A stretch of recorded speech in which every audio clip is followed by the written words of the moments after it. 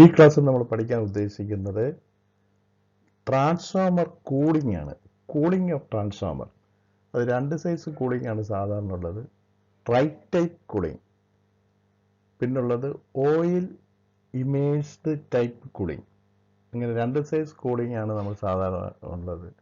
അത് try type എന്നാണെന്ന് നോക്കണം. ഓയിൽ ഇമേഴ്സ്ഡ് ടൈപ്പ്, ഈ രണ്ട് സൈസ് കൂളിംഗ് ആണ് സാധാരണ ട്രാൻസ്ഫോമറിൽ കാണുന്നത്. അതേപ്പറ്റി നമുക്ക് ഓരോന്നോരായി പഠിക്കാം. നമുക്കിവിടെ try type transformers, try type transformer എന്ന് പറയുമ്പോൾ ഓയിലൊന്നും ഒഴിക്കാതെ ഉള്ള ട്രാൻസ്ഫോമറാണ് ഇവിടെ ട്രൈ ടൈപ്പ് ട്രാൻസ്ഫോമർ. സാധാരണ ഈ ചെറിയ ട്രാൻസ്ഫോമർ, അതായത് up to 25 kVA size transformer ഉണ്ട്. അതൊക്കെ നമ്മൾ സാധാരണ ഓയിലൊന്നും ഒഴിക്കാത്ത ട്രൈ ടൈപ്പ് ട്രാൻസ്ഫോമറാണ്. അങ്ങനെയുള്ള ട്രാൻസ്ഫോമറിൻ്റെ കൂളിങ്ങിനെ പറ്റിയാണ് നമ്മളിവിടെ നോക്കുന്നത്. അപ്പോൾ ഇവിടെ നോക്കൂ, എയർ നാച്ചുറൽ എന്ന് പറഞ്ഞാൽ എയർ സ്വാഭാവികമായിട്ട് ടച്ച് ചെയ്തിട്ട് കൂളിംഗ് പ്രോസസ്സ് നടക്കുകയാണ്. അതായത് ട്രാൻസ്ഫോമർ നമ്മൾ വർക്ക് ചെയ്തുകൊണ്ടിരിക്കുമ്പോൾ അതിൻ്റെ വൈൻഡിങ് ചൂട് പിടിക്കും. ആ ചൂട് പിടിക്കുന്ന വൈൻഡിങ് തണുത്തില്ലെങ്കിൽ ചൂട് കൂടി വന്നിട്ട് ഹീറ്റ് കൂടി വന്നിട്ട് ട്രാൻസ്ഫോമർ ഡാമേജ് ആകാൻ സാധ്യതയുണ്ട്. അതിനെ ഒഴിവാക്കാനായിട്ടാണ് നമ്മളിവിടെ കൂളിംഗ് സിസ്റ്റം ഉള്ളത്. അപ്പോൾ air natural cooling, in this method the natural circulations of the surrounding air is utilised to carry away the heat generated.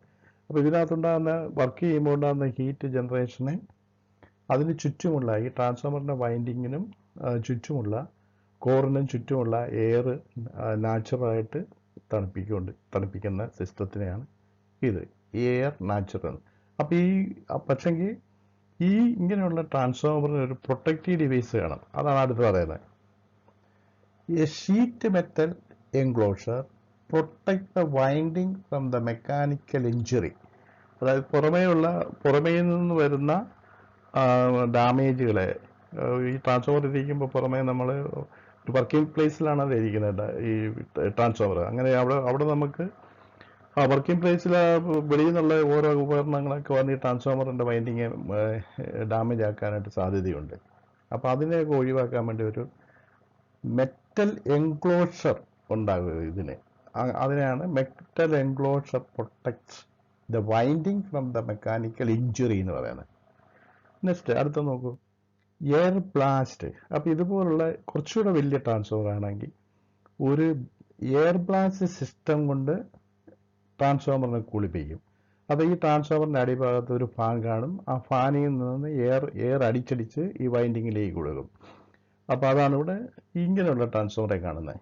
അപ്പോൾ ഇവിടെ നോക്കൂ ടൈപ്പ് ചെയ്തിരിക്കുന്നത്, here the transformer is cooled by continuous blast of cooling air forced through the core and winding. കോറിലേക്കും വൈൻഡിങ്ങിലേക്കും ഫോഴ്സായിട്ട് എയറിനെ അങ്ങോട്ട് അടിച്ചു കൊടുക്കും. അപ്പോൾ അങ്ങനെ അടിച്ചു കൊടുക്കാനായിട്ട് നമ്മൾ ഉപയോഗിക്കുന്നതാണ് the blast is produced by a fan. ഫാനും കൊണ്ടാണ് നമ്മൾ ഇങ്ങനെ ഉണ്ടാകുന്ന എയറിനെ ഫോഴ്സാക്കി അങ്ങോട്ട് അടിച്ചത്. അപ്പോൾ വൈൻഡിങ്ങിലേക്കും കോറിലേക്കും ഒരു ഫാൻ ഉപയോഗിച്ച് അടിച്ചു കൊടുക്കും. അങ്ങനെയുള്ള സിസ്റ്റത്തിനെയാണ് നമ്മൾ എയർ ബ്ലാസ്റ്റ് കൂളിംഗ് എന്ന് പറയും. ഇപ്പോൾ രണ്ട് സൈസ് കൂളിംഗ് ആണ് ഉള്ളത്, air natural cooling, air blast. അതൊക്കെ എവിടെയാണ് ഉപയോഗിക്കുന്നത്? ട്രൈ ടൈപ്പ് ട്രാൻസ്ഫോമറാണ് ഉപയോഗിക്കുന്നത്. ട്രൈ ടൈപ്പ് ട്രാൻസ്ഫോമറിന് രണ്ട് സൈസ് കൂളിംഗ് ആണ്, air natural cooling, air blast. ഇപ്പം വളരെ വ്യക്തമായെന്ന് വിശ്വസിക്കുന്നു. ഇത് നമ്മൾ നോക്കുന്നത് ഓയിൽ ഇമേഴ്സ്ഡ് ട്രാൻസ്ഫോമറാണ്. ഓയിൽ ഇമേഴ്സ്ഡ് ട്രാൻസ്ഫോമർ, അതായത് ഓയിൽ ഒഴിച്ചിട്ട് ട്രാൻസ്ഫോമർ എങ്ങനെ കൂളിംഗ് ചെയ്യും. അപ്പോൾ ഇവിടെ ഈ ചിത്രം ഒന്ന് പരിശോധിക്കൂ. ഈ ചിത്രത്തിൻ്റെ സെൻറ്ററിൽ നോക്കി, സെൻറ്ററിൽ വൈൻഡിങ് ആണ് സെൻറ്ററിൽ കാണിച്ചിരിക്കുന്നത്, കണ്ട. അതിൻ്റെ നേരെ മുകളിൽ കോറുണ്ട്, കോറും കാണിച്ചിട്ടുണ്ട്. അപ്പം കോറും വൈൻഡിങ്ങും ഇരിക്കുന്നത് ഒരു ടാങ്കിലാണ്. ആ ടാങ്കിനകത്താണ് ഓയിൽ ഒഴിച്ചേക്കുന്നത്. അപ്പം ടാങ്കിനകത്ത് ഓയിലുണ്ട്. ടാങ്കിൻ്റെ സൈഡിൽ റേഡിയേറ്റർ എന്ന് പറയുന്നത്, രണ്ട് സൈഡിലും റേഡിയേറ്റർ ഉണ്ട്. അപ്പോൾ ആ റേഡിയേറ്ററിൻ്റെ അവിടെ തന്നെ നമ്മൾ അതിനകത്തുള്ള ഓയിൽ ഫ്ലോ കാണിക്കുന്നുണ്ട്. ഓയിൽ എങ്ങനെയാണ് ഫ്ലോ, താഴെ നിന്ന് മേലോട്ട് വന്നിട്ട് റേഡിയേറ്ററിൻ്റെ മുകൾ ഭാഗത്തു കൂടെ വന്നിട്ട് വീണ്ടും താഴേക്ക് വരുന്നു. അതുപോലെ രണ്ട് സൈഡിലുമുണ്ട്. എന്താണ് ഇവിടെ ഉദ്ദേശിക്കുന്നത്? ഈ ചൂട് പിടിക്കുന്ന ഓയിൽ ട്രാൻസ്ഫോമർ വർക്ക് ചെയ്യുമ്പോൾ ഇതിനകത്ത് ഓയിൽ ചൂട് പിടിക്കും. നമുക്കറിയാമല്ലോ, ദ്രാവകം ചൂട് പിടിക്കും, നേരെ മേലോട്ട് ഉയരുമെന്ന്. അപ്പോൾ അത് നേരെ മേലോട്ട് വന്ന് റേഡിയേറ്ററിൻ്റെ മുകൾ ഭാഗത്തൂടെ വരും.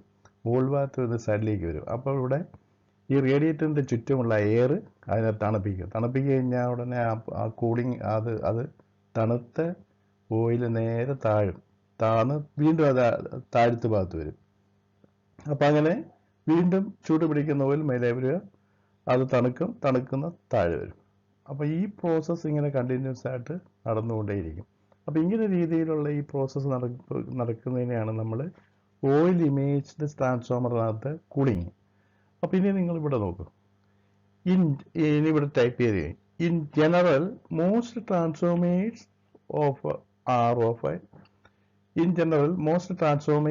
R of oil immersed type ആണ്. അടുത്ത step, the oil provided better insulation than air and it is a better conductor of heat than air. Mineral oil is used for this purpose. അപ്പോൾ ഇത് ഈ ഓയിലിൻ്റെ രണ്ട് പർപ്പസ് ഉണ്ട്. ഒന്ന്, അത് വലിയൊരു ഹീറ്റിനെ പ്രൊട്ടക്റ്റ് ചെയ്യുന്ന ഒരു പ്രോസസ്സുണ്ട്. അതേപോലെ തന്നെ ഈ ട്രാൻസ്ഫോമർ ഓയിൽ കൊണ്ട് നമുക്ക് വേറൊരു ഫങ്ഷനായിട്ടുള്ളത്, അതൊരു ഗുഡ് ഇൻസുലേഷനായിട്ടും ഉപയോഗിക്കാം. അപ്പോൾ ഒരു ഇൻസുലേഷനായിട്ട് ഉപയോഗിക്കാം. ഹീറ്റിനെ ട്രാൻസ്ഫർ ചെയ്യാനുള്ള ഒരു മീഡിയമായിട്ടും ഇവിടെ നമ്മൾ ഈ ഓയിലിനെ ഉപയോഗിക്കുന്നത്. അതാണ് അവിടെ പറയുന്നത്. ഇനി അത് ട്രാൻസ്ഫോമർ ഓയിൽ എങ്ങനെ ഉണ്ടാക്കുന്നതെന്നാണ് അടുത്ത് പറയുന്നത്. ട്രാൻസ്ഫോമർ ഓയിൽ എന്നാ? It is a mineral oil obtained by the refining crude petroleum. അപ്പോൾ ക്രൂഡ് പെട്രോളിയത്തിൽ നിന്നാണ് സാധാരണ മിനറൽ ഓയിൽ ഉണ്ടാകുന്നത്. അതാണ് ട്രാൻസ്ഫോമർ ഓയിൽ ഉണ്ടാക്കുന്നത്. ആ ഒരു കാര്യങ്ങളാണ് ഇവിടെ വളരെ വ്യക്തമായിരുന്ന് കാണിച്ചിട്ടുണ്ട്. പടങ്ങൾ നോക്കണം, ഈ പടങ്ങൾ നോക്കുക. അതുപോലെ നിങ്ങൾ നോട്ട് ഉണ്ടാക്കുമ്പോൾ ഈ പടമൊക്കെ വരയ്ക്കണം, നോട്ടെല്ലാം എഴുതണം. വളരെ കൃത്യമായിട്ട് നോട്ട് എഴുതി പടവും വരച്ച് വേണം ക്ലാസ് മുമ്പോട്ട് പോകാൻ. അപ്പോൾ ഈ ക്ലാസ് നമുക്ക് ഇവിടം കൊണ്ട് സ്റ്റോപ്പ് ചെയ്യാം. Thank you students.